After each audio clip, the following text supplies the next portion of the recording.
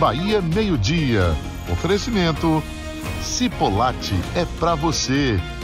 E Santa Casa de Itabuna. Olá, boa tarde para você. Seja bem-vindo, seja bem-vinda ao Bahia Meio-Dia desta sexta-feira, 23 de julho. Aniversário, gente, de Santa Cruz Cabralha.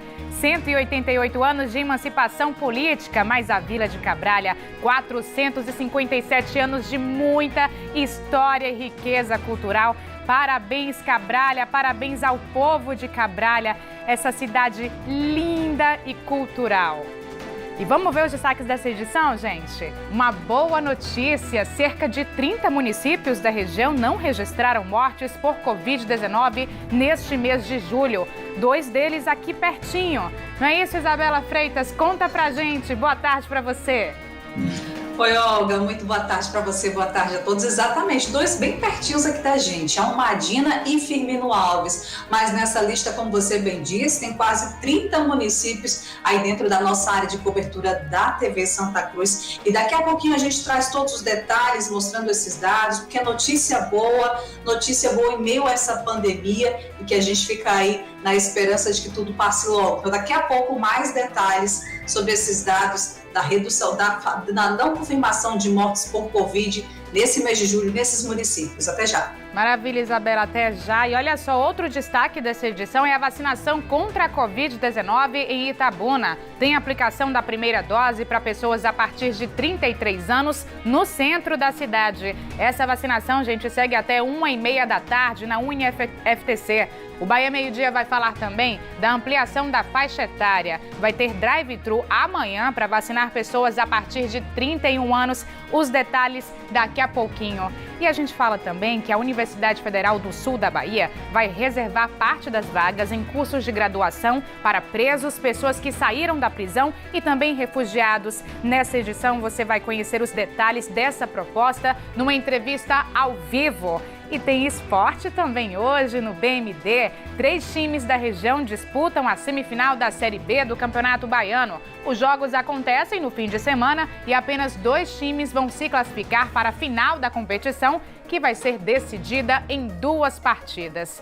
Esses e outros assuntos do Sul e Extremo Sul você acompanha a partir de agora aqui no Bahia Meio-Dia. Fique com a gente, chega mais!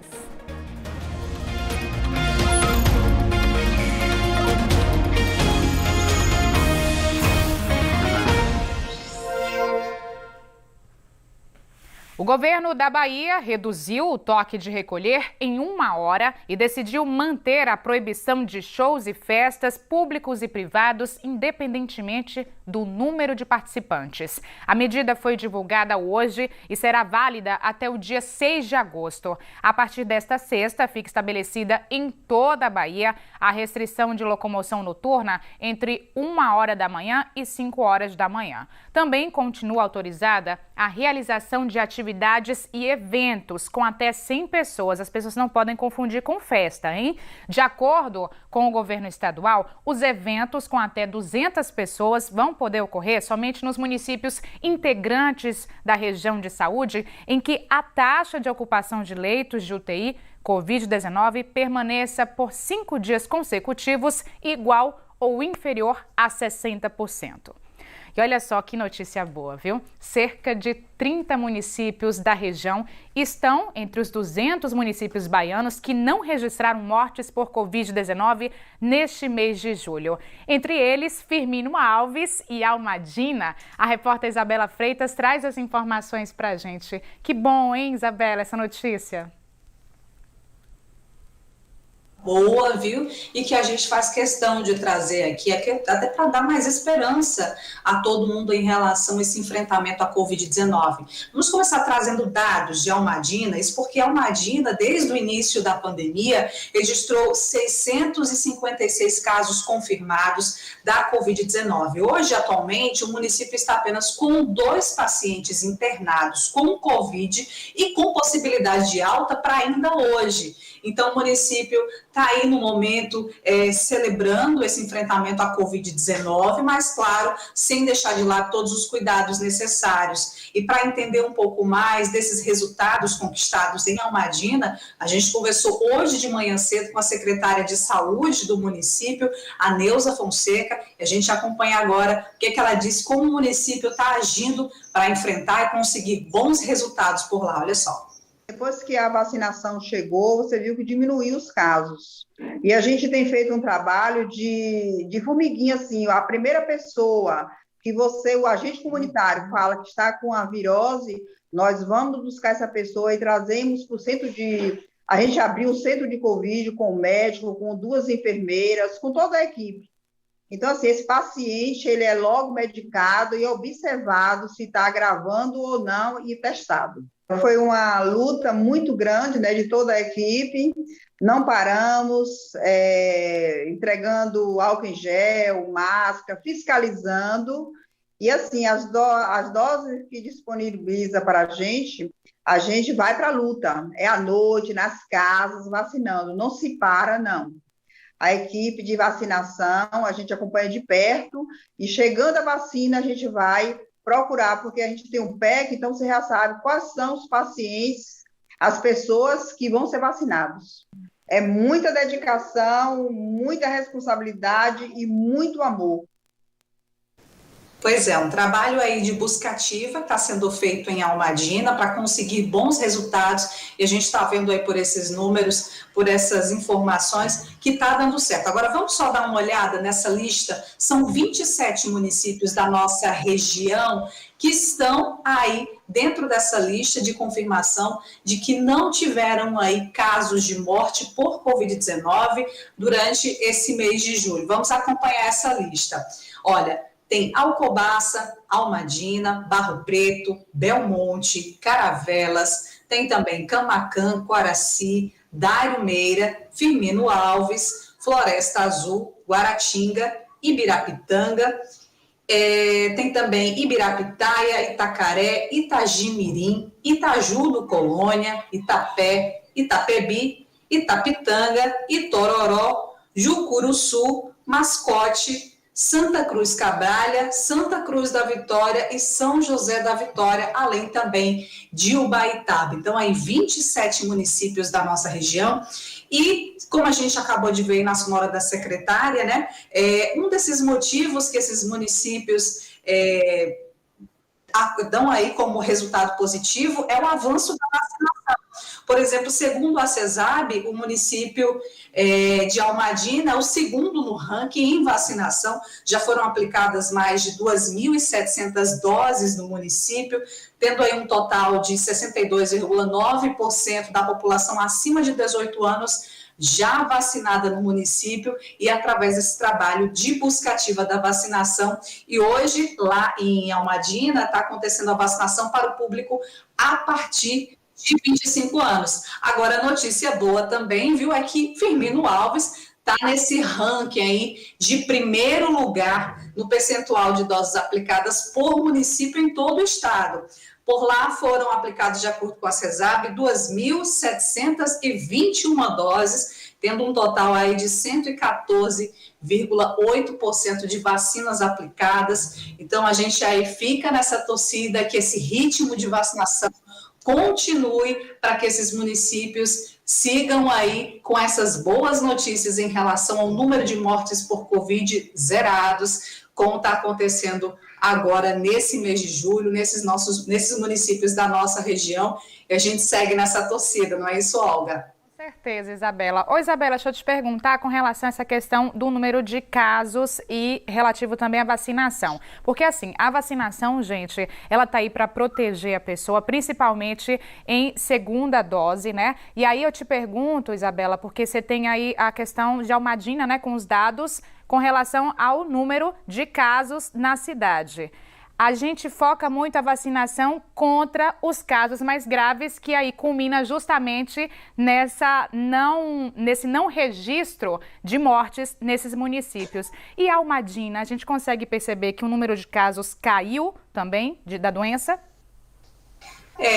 pelos números, se observa mais pelo número de casos ativos. O município conta hoje apenas com 2 pessoas hospitalizadas que estão para receber alta, mas em relação ao número de casos ativos no município, nesse momento, de acordo com o último boletim que foi divulgado pelo município, aí estão, além dessas 656 casos confirmados, estão aí com ativos, nesse momento, 0 ativos, segundo esse último boletim do município. Então, tem essas 2 pessoas que vão possivelmente receber essa alta. Então, aí a cidade, por enquanto, está num estado aí considerado positivo em relação a esse controle da Covid-19. A vacinação está funcionando não só para evitar a complicação dos casos, né, já que a gente não tem o registro de mortes, mas também para frear mesmo a contaminação. Que notícia boa! Muito obrigada, viu, pela sua participação com tantas notícias boas. E infelizmente, falando agora de um caso triste, um idoso foi encontrado morto em Teixeira de Freitas. Foi ontem no distrito de Santo Antônio. Florisvaldo Alves de Souza tinha 67 anos. Segundo a polícia, o corpo foi encontrado por populares, moradores ali da área, na cozinha da casa dele. A polícia disse ainda que o corpo do idoso apresentava lesões no pescoço e que foi encontrado sangue no chão da casa. Então, sinais de violência, gente? A morte está sendo investigada. A seguir, tem oportunidade de emprego aqui no Bahia Meio Dia e ainda nesta edição, a vacinação contra a Covid-19 em Itabuna. Hoje teve a aplicação da primeira dose para pessoas com 33 anos ou mais no centro da cidade. E amanhã vai ter drive-thru para pessoas acima de 31 anos. A gente volta já já.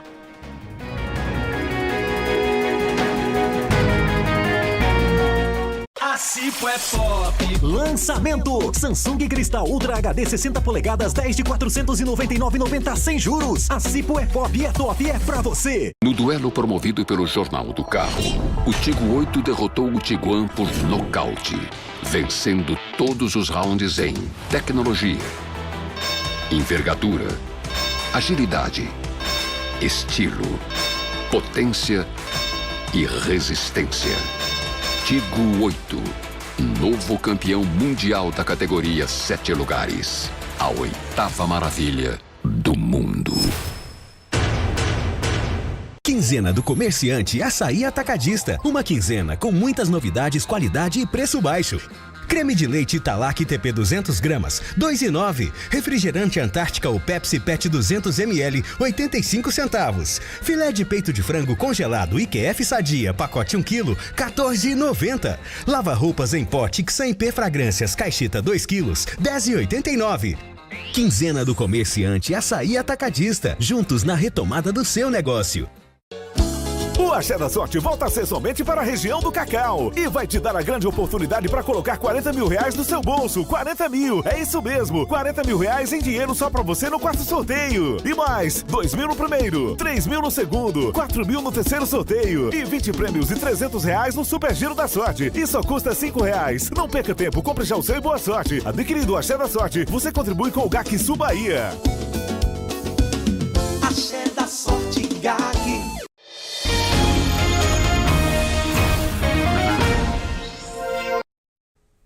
Bahia Meio Dia de volta. Lembra do menino Rian, de 9 anos, que morreu em março deste ano durante uma ação policial no Vale das Pedrinhas, em Salvador? Pois é, as polícias civil e militar e a Defensoria Pública do Estado fizeram ontem à noite a reprodução simulada do crime. Ele era criança, pô, eles interromperam o sonho do meu filho. Uma vida de ser pai, de ser tio, de ser avô, eles interromperam. Era só uma criancinha, pô. Ele tem que pagar pelos erros dos outros. Como é que ele chegou tirando? Não enxergaram que era uma criança que estava brincando ali? A emoção vem de uma mãe que perdeu o único filho de 9 anos no início desse ano. Segundo a Polícia Militar, a criança teria sido atingida durante troca de tiros entre policiais e um grupo armado. A família mostra outra versão para o caso. Eu estava com um saco de salgadinho na mão e um guaraná. Foi quando as guarnições chegou, pararam e já saiu atingindo tiro. Não teve troca de tiro em momento nenhum. Na noite dessa quinta-feira, policiais civis e militares, além da Corregedoria da PM e a Defensoria Pública, participaram da reprodução simulada do crime, que durou mais de 2 horas. Mesmo debaixo de chuva, alguns moradores acompanharam a ação. A Rua do Gás, que dá acesso ao local onde o garoto foi baleado, no Vale das Pedrinhas, foi interditada por viaturas até a conclusão do trabalho da perícia. Rian estava brincando naquela Rua das Bananeiras, com os amigos por volta de 8h40 da noite, quando foi atingido por um tiro no pulmão. Baleado, ele ainda procurou ajuda na casa de uma vizinha, mas não resistiu. A moça ficou desesperada, a vizinha, que ele considerava como mãe, e saiu gritando as guarnição. No que ele gritou as guarnição passou direto. E meu filho não aguentou, porque apontou a bala e ele teve uma hemorragia. E aí foi quando eles voltaram, ela pediu para dar socorro, eles pegaram meu filho parecendo um lixo, jogaram atrás do camburão e disse que não era para sujar a farda deles. O tio de Rian cobra uma resposta das autoridades. A gente quer justiça, a gente vive aqui nesse estado o tempo todo e parece que a justiça não existe para o Nordeste de Amaralina. E eu aqui digo na frente deles que eu vou até o fim. Vou até o fim por justiça, para que eles não venham fazer outras mães chorar, né? Sentir a dor que eu estou sentindo, porque se mata um filho de uma mãe, todas choram. Todas choram. Sem dúvida. E vou te falar, até quem não é mãe, viu? E um dos momentos mais tensos dessa simulação foi quando a vizinha de Rian reconheceu o PM que teria jogado o menino na viatura na hora de prestar socorro. Vamos acompanhar.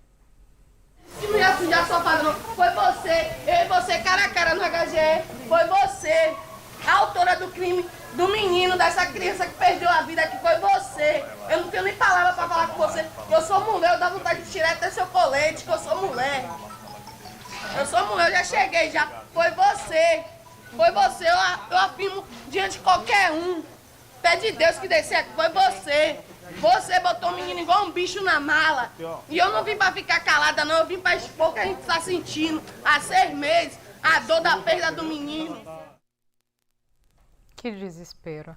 Nossa produção entrou em contato várias vezes com a Polícia Militar para saber se os policiais envolvidos no caso foram afastados das funções enquanto a investigação não é finalizada. Perguntamos também sobre qual seria o posicionamento desse PM apontado por essa vizinha de que ele teria jogado o menino no porta-malas da viatura. Até o momento, nós estamos aguardando as respostas. Agora tem oportunidade de emprego para você que está em busca de um trabalho, aquele trabalho de carteira assinada, né? As vagas são oferecidas pelo Cine Bahia em Ilhéus. Vamos dar uma olhadinha aqui comigo no monitor? Olha só, tem uma vaga para cozinheiro. O candidato deve ter ensino fundamental completo, além de experiência de 6 meses na carteira. Tem também uma vaga para chapista de restaurante com ensino fundamental completo e experiência também na carteira. 2 vagas para operador de call center. É preciso, gente, estar cursando aí, ensino superior, além de ter experiência, hein? 10 vagas para auxiliar de logística. É preciso ter ensino médio completo e experiência também de 6 meses. E olha só, 10 vagas para auxiliar de qualidade. O candidato deve ter ensino médio completo, experiência de 6 meses na carteira.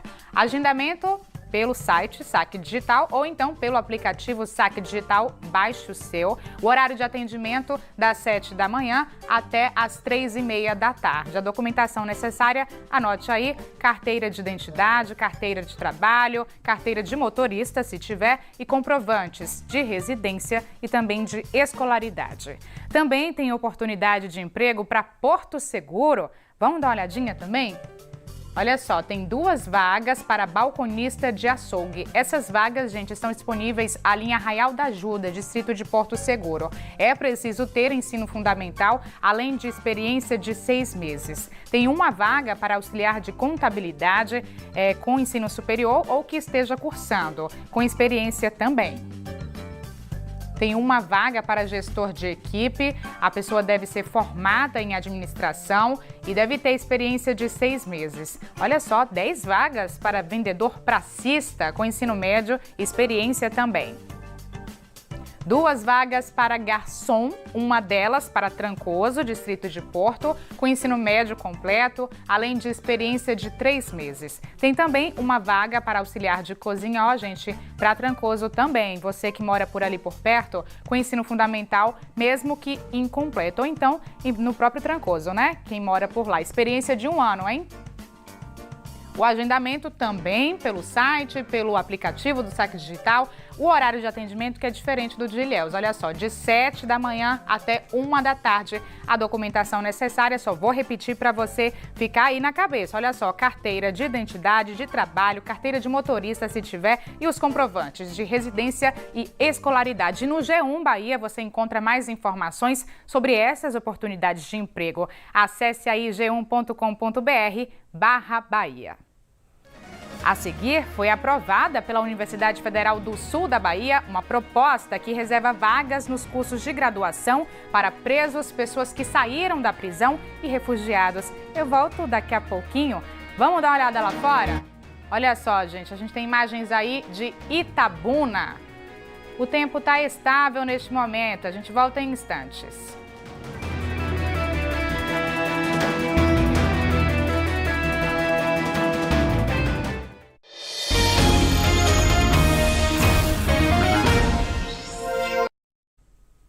A Polícia Militar apreendeu um carro transportando carne clandestina em Porto Seguro. Segundo a polícia, o material não tinha documentação e as 4 pessoas que estavam no veículo contaram que tinham vendido uma quantidade da carne abatida para um açougue perto da Avenida Ubaldino Júnior. Com eles, a polícia também apreendeu R$5.000 em espécie. A polícia investiga se a carne apreendida foi furtada numa fazenda em Prado. As 4 pessoas e o dono do açougue, que recebeu parte do material, foram levados para a delegacia. Foi aprovada pela UFSB, a Universidade Federal do Sul da Bahia, uma proposta que reserva vagas nos cursos de graduação para presos, pessoas que saíram da prisão e refugiados. Agora eu converso ao vivo sobre esse assunto com Sandro Ferreira, ele que é pró-reitor de ações afirmativas da UFSB. Sandro, seja muito bem-vindo, uma ótima tarde para você. Obrigado, Olga. Boa tarde para todas as pessoas que nos assistem. Então vamos começar falando como que se deu esse processo? Como que a gente conseguiu chegar a essa mudança na resolução? Bom, a UFSB ela tem uma tradição muito forte de políticas de ações afirmativas, né? Inclusive no seu estatuto, isso aparece como um dos princípios da universidade. E apesar de ser uma jovem universidade, desde 2014 nós adotamos a lei de cotas, além daquilo que a lei de cotas estabelece como mínimo, e adotamos outras políticas de ingresso próprias da universidade, que é o que a gente chama de ações afirmativas próprias. E aí, de 2014 para cá, algumas medidas foram adotadas e esse ano nós fizemos um processo de revisão das medidas para avaliar os resultados e nesse momento nós entendemos que era importante também avançar em políticas que atendessem outros segmentos da sociedade que são vulneráveis, que são excluídos, que sofrem com preconceito e que, portanto, possam ter, por meio da educação, a possibilidade de acessar a universidade e transformar a sua vida. Então, a educação é um instrumento de ressocialização fundamental e a gente acredita que, dessa maneira, a universidade dá uma contribuição à sociedade para, inclusive, transformar a sociedade cada vez mais acolhedora dessas pessoas e que, portanto, a gente tenha menos violência, porque, sem dúvida, egressos, internos e refugiados que têm a oportunidade de estudar, de fazer a universidade, serão pessoas com a ressocialização e integração social muito maior. E eu te pergunto, que são ideias completamente atuais, né? Afinal de contas, a gente tem recebido o número de refugiados aqui no nosso país, tá só que aumenta, principalmente da Venezuela. Então, assim, foi um start da universidade para esse contexto, né?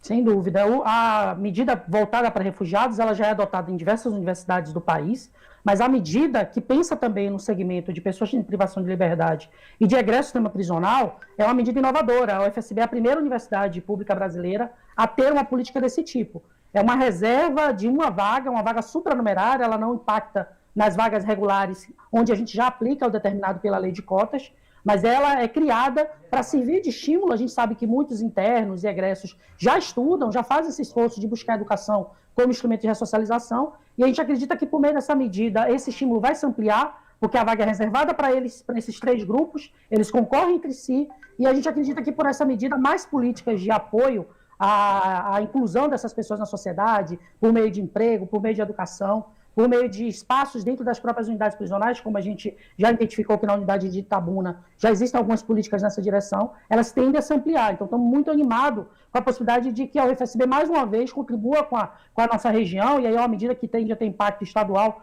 e até nacional, por meio da educação. Essa é a nossa função enquanto instituição pública. E o planejamento, Sandro, com relação à divulgação, você já falou aí que já entrou em conversa com o Conjunto Penal aqui de Itabuna. Como que vai ser feita essa divulgação? Como essa informação vai chegar para essas pessoas? Bom, a medida foi aprovada há cerca de um mês, ela foi publicada, a resolução aprovada pelo Conselho Universitário, que foi alvo de um longo debate na comunidade, no nosso Comitê de Acompanhamento da Política de Cotas. Agora a gente está numa etapa de comunicação com a sociedade e com os órgãos diretamente vinculados, então nós já enviamos ofício à Secretaria de Administração Prisional, já tivemos uma reunião com a direção da unidade daqui, e o foco agora é estimular a inscrição dessas pessoas no Enem. Sobretudo no Enem PPL, né, que é um Enem que é feito para as pessoas em privação de liberdade, e que o calendário ainda vai ser divulgado. E aí, quando o processo seletivo for instaurado, quando os editais forem publicados, visando provavelmente o SISU do ano que vem, essas vagas já vão estar lá, e as pessoas, para concorrer a elas precisam, obviamente, ter feito o ensino médio, ter feito o Enem, para, por meio da sua nota, concorrer à vaga, e ter a documentação estabelecida que a gente está organizando e desenvolvendo esse processo. Tem um longo trabalho, e a gente conta aí com o apoio da sociedade para entender que essa medida ela pode sim ter um potencial enorme no combate à violência e na possibilidade de reinserção desse segmento na sociedade. Tanto refugiados, como você destacou, mas também os egressos do prisional e os internos, já que muitos internos já estudam, já fazem universidade por meio de ensino à distância ou por meio do acesso por meio de semiaberto, né? E a gente está apostando que essa medida vai ter um enorme impacto na região. E só uma última pergunta para a gente finalizar aqui. A partir de quando, Sandra, a gente já tem no próximo egresso aí à universidade? A universidade ela tem o seu processo de ingresso feito geralmente a partir de maio dos anos, né?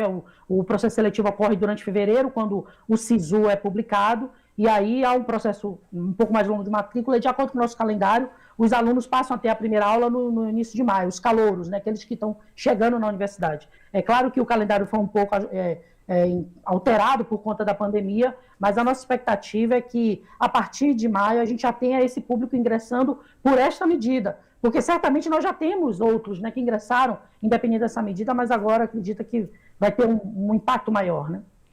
Com certeza. Então, parabéns aí à universidade por essa medida tão importante, né? É um acerto gigantesco, é um presente para a comunidade como um todo. Afinal de contas, a gente é responsável por essa ressocialização, não é?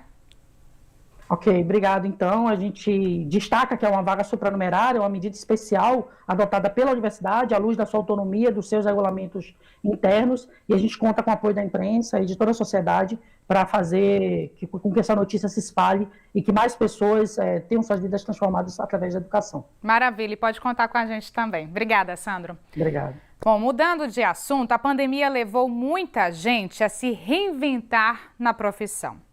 Algumas tiveram que aprender novas habilidades e se virar para sobreviver. Outros precisaram mudar totalmente de área. E teve gente que aproveitou o momento de pandemia para realizar sonhos. Vamos ver. Minha beldade, minha divindade.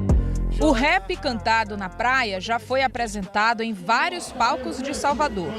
Cantor de um dos grupos de rap pioneiros no cenário baiano, Diego Cerrado foi obrigado a usar a voz para outro trabalho, o de vendedor ambulante, para conseguir se manter nesse período de pandemia. Olha a água, olha a cerveja. Olha a cerveja, água, aceito. Estou precisando, na verdade, de oportunidade, né, na música, né? Algum produtor, algum empresário, pessoas que possam me ajudar a estar alimentando o meu sonho de viver do que eu realmente amo, que é a música, tá? Enquanto isso, eu estou nessa batalha aqui do dia a dia, aqui na Barra, no Farol da Barra, aqui na Praia da Barra, lutando pela minha sobrevivência. A crise provocada pela pandemia obrigou muita gente a mudar de rumo, principalmente quem trabalha nos setores mais afetados, como o do entretenimento. Artistas acostumados a uma rotina agitada de shows foram obrigados a parar. Um deles é o dono desse hit. Eu tô carente, eu tô carente do seu amor. Aê! Há quase 1 ano e meio longe dos palcos, Silvano Salles também se reinventou nessa pandemia. Abriu esse boteco há cerca de 2 meses aqui na região do Cabula 6. Só que por aqui, o cantor apaixonado fica de coadjuvante, trabalhando nos bastidores como um bom empreendedor. Eu mesmo estava sem expectativa de vida. Acordava de manhã, qual era a minha programação durante a semana? Ir para casa da minha mãe, eu almoçava com ela, passava a tarde com ela, quando dava umas 6 horas da noite, voltava para casa. A música, digamos, só no rádio mesmo, no CD, só nas plataformas digitais. Eu sempre conversei assim com alguns amigos meus, mesmo antes da pandemia, que eu tinha vontade assim, de montar um comércio para mim. Não tinha assim noção de quê. Aí pintou essa oportunidade desse boteco, né? Eu achei super interessante.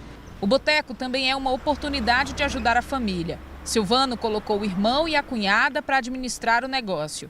Os dois estavam sem trabalho, também por causa da pandemia. O boteco funciona de quinta a segunda, dia que já se estabeleceu como o melhor para o faturamento. Na realidade é um trabalho em família, né? Meu irmão caçula, né? O Adelvandro, conhecido como Vandinho, a Pedrina, minha cunhada. E eu, como não estou viajando, não estou fazendo shows, venho aqui, fico aqui com ele, recepcionando os amigos. Quando o Silvano voltar para os palcos, quem vai cuidar, tomar a frente de tudo é o Vandinho. Na realidade, eles já cuidam, né? Eles já cuidam. Mas aí, como eu estou sem viajar, eu fico aqui, dando apoio a eles aqui, entendeu? Mas eles já pegaram a essência do negócio. E eu já falei com ele, vá se preparando aí que quando voltar os shows, eu vou voltar para meus palcos e aí é com vocês. Vou ficar só de longe, só dando algumas dicas, né? Para este consultor de gestão e carreira, mudar de profissão exige coragem e busca por conhecimento. É preciso você se entender, se conhecer e principalmente entender dos seus talentos. Fazer uma pesquisa do mundo do trabalho para saber para onde é que você vai direcionar a sua carreira. Porque dessa maneira você pode ter mais sucesso. Existem pessoas que acabam realizando um sonho de uma nova profissão, ocupar novos cargos. Outras pessoas já entendem até que tem aquele hobby antigo que pode se transformar numa carreira. E também tem aquelas pessoas que acabam descobrindo o talento para empreender. Mas o importante é pesquisar para saber para onde você vai direcionar esse foco e aí sim ter mais sucesso. Foi o que Tessie fez. Ela tinha uma empresa de acarajé, mas as coisas foram ficando difíceis. E antes de tudo desandar, ela decidiu mudar de ramo, aprender uma nova habilidade e trabalhar com a companheira na área de estética. Então, junto com minha esposa, que é micropigmentadora, ela deu a ideia de me ensinar a micropigmentar. Mas eu via ela despigmentando. E aquilo sim me deu vontade de fazer. Agora, Tessie tem garantida a renda no final do mês. E as clientes, ao invés de despigmentar com ela, vêm para mim. Então, ela coloca a tinta e eu tiro a tinta. É basicamente isso nessa pandemia. Seja por necessidade ou opção, para sobreviver ou para realizar um sonho. A verdade é que se reinventar está no DNA dos baianos. O nosso centro bateu, quando nossa vida sou eu, tudo que é teu hoje é seu, no fim precisa rimar,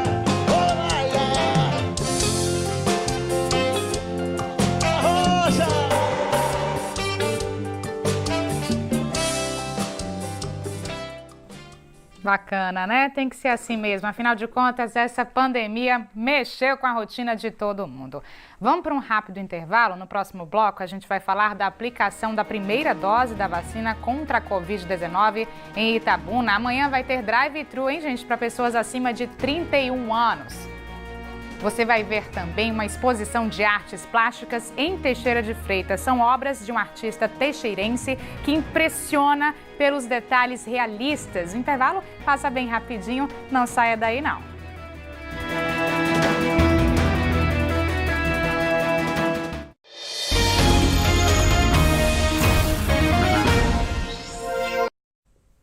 Bahia Meio-Dia de volta para falar de vacinação contra a Covid-19. Amanhã, sábado, vai ter drive-thru de vacinação em Itabuna com ampliação, viu, gente, da faixa etária para pessoas a partir de 31 anos. E eu vou conversar ao vivo com a secretária de Saúde, Lívia Mendes, sobre esse assunto. Só que antes da gente falar desse drive de amanhã, secretária, eu gostaria de saber do que está sendo realizado hoje, né? Que vai até 1h30. Na verdade, não é um drive, é um ponto fixo de vacinação para pessoas a partir de 33 anos. Boa tarde para você. Boa tarde, Olga. Boa tarde a todos que estão assistindo. Hoje é um mutirão de pedestres que a gente costuma chamar. Na faixa etária de 33 anos mais, né? Ontem teve o drive, que é para pessoas com carro, e hoje os pedestres. E a gente espera atingir aí a quantidade de senhas que estava proposta. É isso, Olivia. Com relação a esse drive, porque ontem a gente teve com os carros, essa ação para pedestres, ela já estava pensada ou foi alguma coisa assim que de repente sobrou dose? Não, já estava estruturada essa de hoje, né? Isso, já tem 3 semanas que a gente faz o drive num dia com aquela faixa etária e esse mutirão de pedestres em outro. E aí eu te pergunto com relação à fila, porque querendo ou não, se formou aí uma fila grande na porta ali da UniFTC, né, o local de vacinação no centro da cidade, hoje pela manhã. As pessoas acabam indo buscar o serviço com medo de perder aquela garantia de tomar a dose naquele dia. É isso que está acontecendo? A ansiedade ela ainda é muito evidente nas pessoas, né? Pela imunização. Então a gente combina o horário das 9 horas, mas as pessoas acabam chegando muito cedo, né? Aguardando por muito tempo. Infelizmente fica muito difícil para a secretaria fazer esse controle. A gente ainda tenta manter o distanciamento. Quando acaba as senhas, a gente acaba comunicando as pessoas na fila, mas sempre resta a esperança de sobrar e ter, e aí as pessoas acabam permanecendo no local. E nos postos de saúde, secretária, qual a faixa etária nesse momento? 35 mais. E na próxima semana foi decrescente, né? Esses dias, na segunda 36, 35, enfim, até 33 anos. E na próxima semana a gente já começa de 32 anos mais. Certo. E amanhã, nos postos. E amanhã a gente tem essa possibilidade de ampliação do público em drive a partir de 31 anos. Isso, a gente sempre faz o drive com a faixa etária que a gente vai permanecer na próxima semana. Então, nos postos começa segunda-feira 32 anos mais, na terça-feira 31 anos mais, na quarta 30 mais e assim sucessivamente. Então, a gente já pegou 31 para tentar alcançar um grande número de pessoas com a comodidade do carro já nesse sábado. A gente tem a previsão do recebimento de novas doses. Tem ideia mais ou menos da quantidade, secretária? Não, a gente nunca tem essa quantidade previamente. Só quando chega aqui no Núcleo Regional Sul é que a gente acaba sabendo quantas serão destinadas a Itabuna. E aí eu pergunto com relação a uma balança. Vocês têm sentido que a gente avançando na vacinação, os números têm caído, a questão da morte também? Em que pé que está essa balança, secretária? Com certeza a gente avançou muito em relação ao número de casos por dia. Nosso principal indicador, Olga, é o número de casos que são detectados por dia. É até um pouco diferente daqueles ativos que as pessoas olham no boletim. De semana a semana, geralmente toda quinta, a gente utiliza como parâmetro o boletim da UESC. Nessa última quinta, ontem, a queda de casos novos por dia foi de 67%. Então, isso é um alento, chega a ser emocionante o que a gente vem presenciando aí na curva em declínio. Essa é a terceira semana já consecutiva com queda em número de casos novos por dia, e é isso que mostra que realmente a gente está começando a pesar a balança favoravelmente, né, para as pessoas ficarem saudáveis e não contraírem a doença. Outro aspecto que eu gostaria de tratar com a senhora é com relação a essa volta das aulas presenciais. A gente teve aí a primeira semana de educação infantil nas escolas particulares, né? Crianças que voltaram ao modelo presencial. Como que está acontecendo a questão de fiscalização? Está ocorrendo tudo bem? Vocês fizeram uma análise com relação a isso? Tá. Eu preciso só falar, Olga, que você me perguntou da questão dos óbitos também, e eu acabei de lembrar. Os óbitos, o parâmetro nosso é das fontes do hospital. Quando a gente publica no boletim, ele já foi revisado pelo Estado e já voltou o resultado. E aí sim a gente registra aquele óbito como sendo Covid. Então, houve até uma distorção da comunicação essa semana, que Itabuna passou 11 dias sem óbitos. Ela não passou 11 dias sem óbitos, mas o registro do Estado não voltou por 11 dias sobre alguns óbitos. Tanto é que, há 2 dias atrás, registraram 9 óbitos que não foram nesse período, mas foram de vários dias acumulados em que a gente teve a confirmação pela CESAB. Nós vimos, sim, uma diminuição da mortalidade, mas o nosso melhor parâmetro, sem dúvida, é o número de casos novos por dia que vem diminuindo. Isso tudo, né, culminou nessa proposta e nesse planejamento do volta às aulas. Os professores eles foram imunizados com a primeira dose, já a perspectiva que agora em agosto também alcancem o esquema vacinal completo com a segunda dose, e os números em queda propiciaram esse momento de avaliação do retorno às aulas. A prioridade aqui no município foram os alunos do infantil e do Fundamental 1, porque é difícil, né, uma aula online para essas crianças. Os pais também muito angustiados com essa situação, a educação das crianças em risco. Então, nós optamos por retornar a Secretaria de Educação, Saúde, enfim, toda a gestão em comum acordo com pais de alguns movimentos também, de professores, esse retorno desse grau e desse nível da educação e esse planejamento para o retorno realmente gradual de todas as pessoas. Ok, muito obrigada pelas informações, secretária. Um bom dia para a senhora.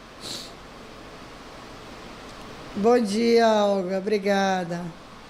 Agora tem esporte aqui na tela do BMD. 3 times da região estão na semifinal da Série B do Campeonato Baiano. Vamos chamar a repórter Franciele Caetano com essas informações? Eita, que tá na expectativa, hein, Fran? Tem um fim de semana aí de jogos. Boa tarde.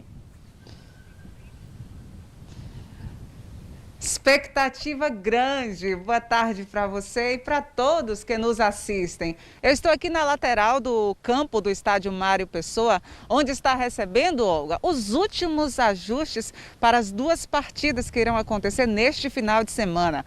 Mais cedo, quando a gente chegou por aqui, o pessoal estava rebaixando a grama, agora ligaram aí o sistema de irrigação e estão também reforçando as linhas de campo para deixar o estádio 100% para receber os jogos, como você falou, da semifinal do Campeonato Baiano da Série B. E olha só, dos 4 times que estão nesta disputa, 3 são aqui da nossa região. O Colo-Colo, velho conhecido aqui de Ilhéus, campeão baiano aí de 2006, que está tentando o acesso mais uma vez. O Barcelona é novinho, mas também é filho de Ilhéus. E o Grapiúna, que é de Itabuna, e vai jogar aqui porque o estádio não está apto, o estádio Luiz Viana Filho lá em Itabuna não está apto para receber as partidas e por isso os jogos, que seria mando de campo do Itabuna, estão acontecendo aqui no Mário Pessoa. E vamos lá para os horários desses jogos. Amanhã, sábado,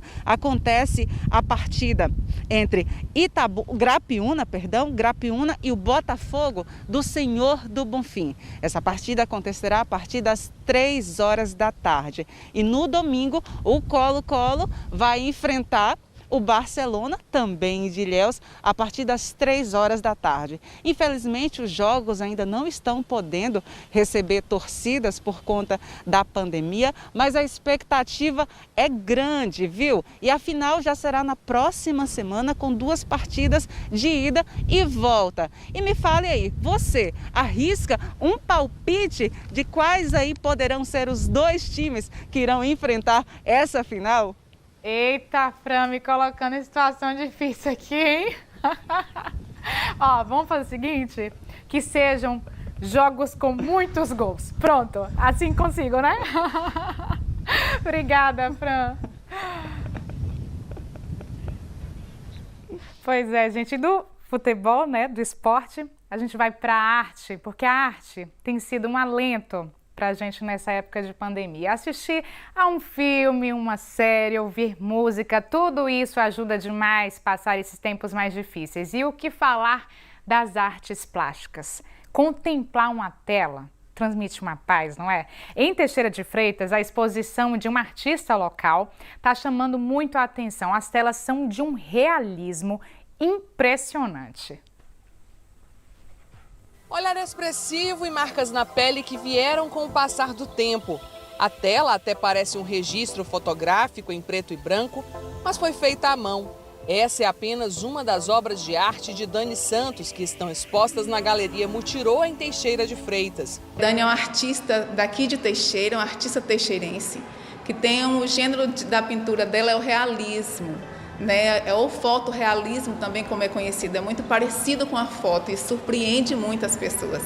E dentro do realismo, do hiperrealismo, ela desenvolve 3 técnicas, né? Que é a técnica do grafite, a técnica da aquarela e a técnica da pintura do óleo sobre tela. E além do realismo, ela também trabalha com abstrato. Então a gente conseguiu trazer toda essa obra da Dani Santos aqui para a galeria, para que vocês se deliciem com a fantástica obra da Dani. Ela é muito detalhista e todas as pessoas que vêm aqui ficam encantadas com a obra dela.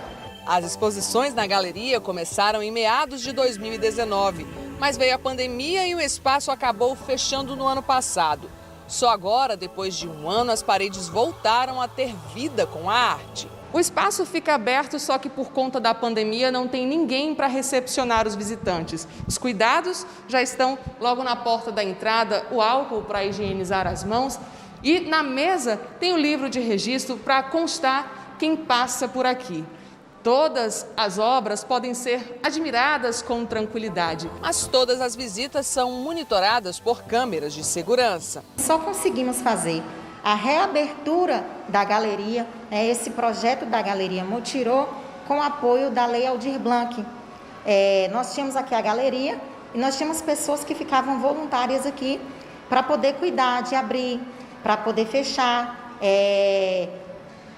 recepcionar os nossos visitantes, falar um pouco da nossa arte, né? do nosso projeto como um todo. Como eu disse, abarca aí os vários segmentos artísticos, para além das pinturas, né? Para além dos quadros que a gente tem, mas precisamos fechar. Então, ficamos seguros, tanto nós do Mutirô, quanto os artistas que expõem. E aí, a galeria ela é toda monitorada, câmeras que foram adquiridas e a nossa manutenção também vem ocorrendo por meio do benefício que nós tivemos com a Lei Aldir Blanc. A galeria é uma das ações do coletivo das Artes Mutirô, que é formado por um grupo de artistas para dar visibilidade aos talentos da região. Nosso objetivo principal é fomentar a arte e fomentar a cultura em Teixeira de Freitas e região. Então a gente atende também a nossa comunidade, não somente local, mas a nossa comunidade regional. Nosso foco é esse, inclusive o nosso nome, né, Mutirô, vem do Tupi-Guarani, que significa, e a gente gosta de frisar e enfatizar bastante, a união de pessoas que plantam juntas para colher juntas. Então a gente promove a cultura, a gente fomenta a cultura, o reconhecimento dos artistas, que novos artistas possam estar surgindo aí por meio da influência de nossas ações. A exposição da artista Dani Santos, que carrega o nome dela, vai até o dia 1º de agosto, mostrando a perfeição da arte realista nas telas, que levam horas e até dias para ficarem prontas. São pessoas anônimas, famosas, arte que Dani trabalha não só na tela, mas também na pele das pessoas. Depois de passar muito tempo em casa por causa da pandemia, Camila decidiu dar um passeio com as primas. Elas visitaram a galeria que fica dentro de um shopping em Teixeira de Freitas e ficaram impressionadas. Muito bonita, as artes elas são bem realistas, assim, né? Bem desenhadas, principalmente as tatuagens também achei bem bonito.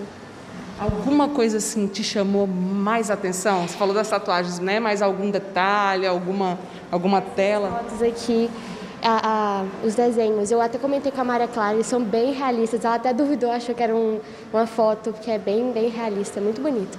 A arte nos ajuda a sobreviver, nos ajuda a passar por esse momento tão difícil.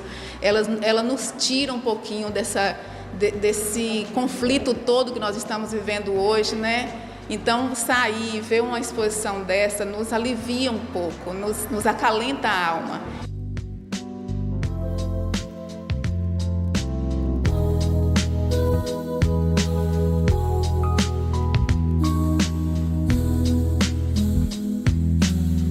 Impressionante. Parabéns aí para a artista Dani.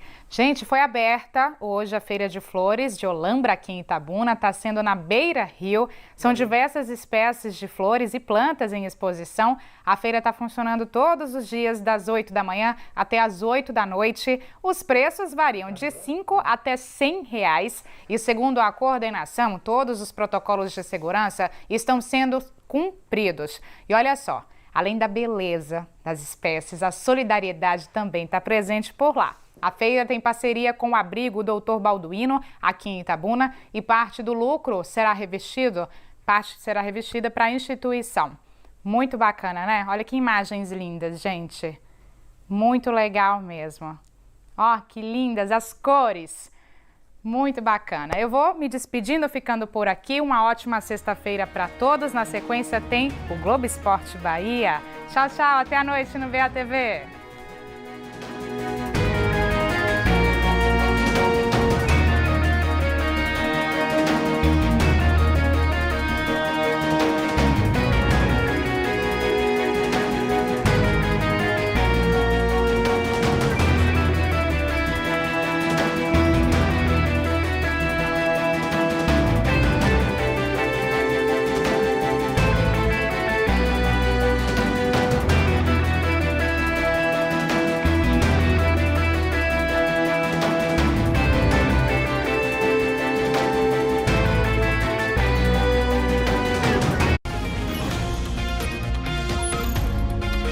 Bahia Meio-Dia.